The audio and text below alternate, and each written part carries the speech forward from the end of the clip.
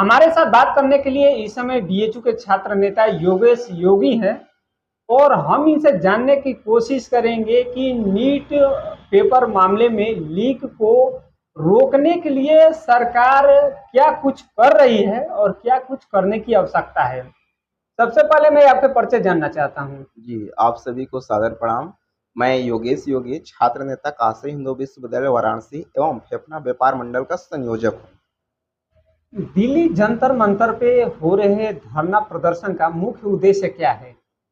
देखिए, ये जो धरना प्रदर्शन हो रहा है, इसका मुख्य उद्देश्य ये है कि जो छात्रों की मांग है पेपर लीक को लेकर के, कि पेपर लीक हुआ, इसमें शिक्षा मंत्री की जवाबदेही तय होनी चाहिए। शिक्षा मंत्री के इस्तीफे को लेकर के ये मांग चल रही है। उद्देश्य ये है कि परीक्षा प्रणाली तंदुरुस्त हो और ये विश्वसनीय हो।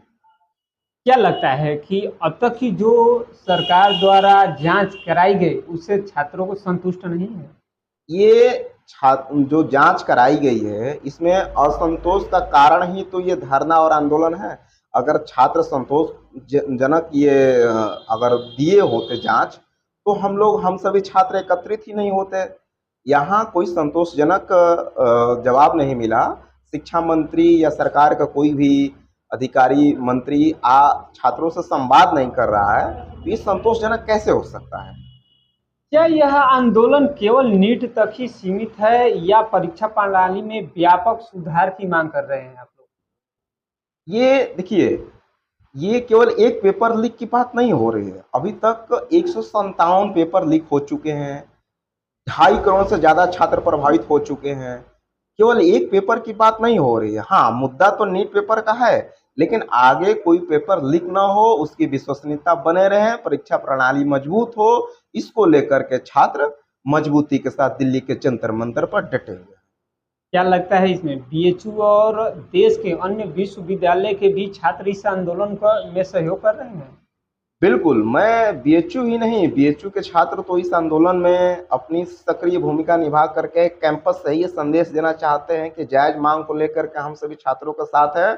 और मैं ये पूरे देश के छात्रों के और यूनिवर्सिटी के छात्रों के साथ अपील करता हूँ कि आप सभी भी छात्रों के मांग को लेकर के आगे आएँ, क्योंकि यही छात्र देश के भविष्य हैं और देश के भविष्य को लेकर के विश्वविद्यालय के एक विश्वविद्यालय बीएचयू नहीं, संपूर्ण विश्वविद्यालय के छात्र को इस पर आगे आना चाहिए।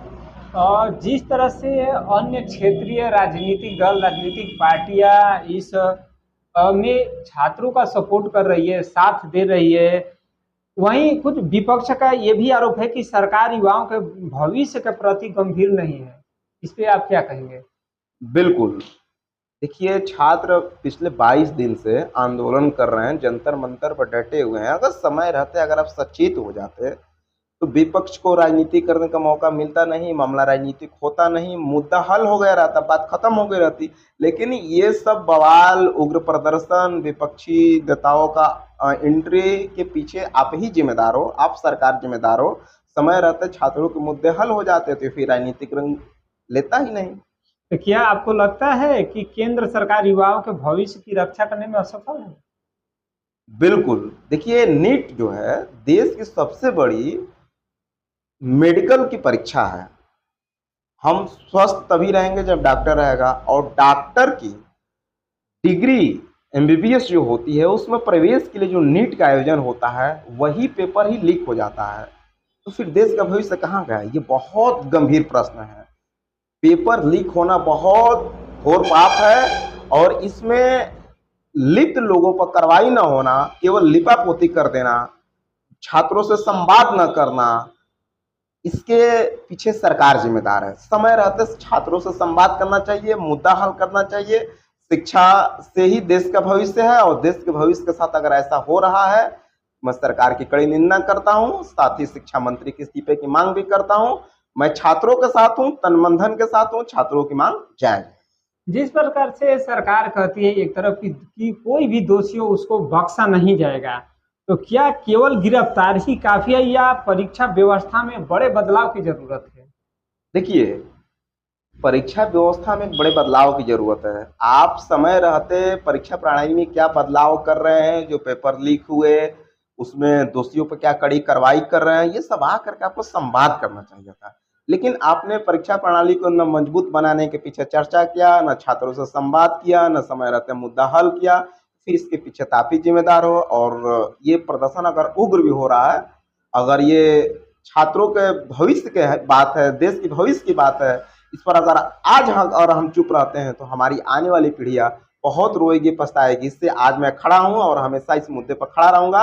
अगर छात्रों के साथ अगर खड़ा होना गलत है तो मैं गलत हूं। हम पिछले दिन ये भी देखे कि कई पार्टियों के नेता उनको गिरफ्तार किया गया, जहां लगभग सैकड़ों छात्रों को लाठीचार्ज में उनको चोटें, गंभीर चोटें भी लगी, जो सोशल मीडिया पर तेजी से वायरल भी हो रहा है। उसमें हम ये भी देख रहे हैं कि लगभग सैकड़ों की संख्या में छात्र घायल हो गए हैं। इस पे क्या कहेंगे? जहां उनको न्याय की मांग कर रहे हैं वहां उनको लाठियां मिल रही है, इस पे क्या कहेंगे? देखिए, दिल्ली जंतर मंतर पर जो RAF रैपिड एक्शन फोर्स है और दिल्ली पुलिस है, ये छात्रों पर ही लाठियां नहीं भाज रही है, उनको मार रही है, ये देश के भविष्य पर लाठियां मार रही है। छात्र क्या है? छात्र नौजवान देश का भविष्य है। उस देश के भविष्य पर इतनी बर्बरता से मारपीट करना, ये देश के भविष्य के साथ खिलवाड़ है। मैं इसकी कड़ी निंदा करता हूं। छात्रों जो हिरासत में लिए गए हैं उनको मैं रिहा करने की अपील करता हूं, और जो छात्र घायल हुए हैं उनको निःशुल्क चिकित्सा मुहैया कराकर उनको जल्द स्वस्थ होने की भी कामना करता हूं। और मैं इस मामले में सरकार विफल रही है, छात्रों के साथ में खड़ा हूं, और मैं उम्मीद करता हूं कि आंदोलन हम तब तक चलता रहेगा जब तक ये छात्रों का, देश के भविष्य की मांगे सकारात्मक रूप से मान नहीं ली जाती है, तब तक ये चलता रहेगा।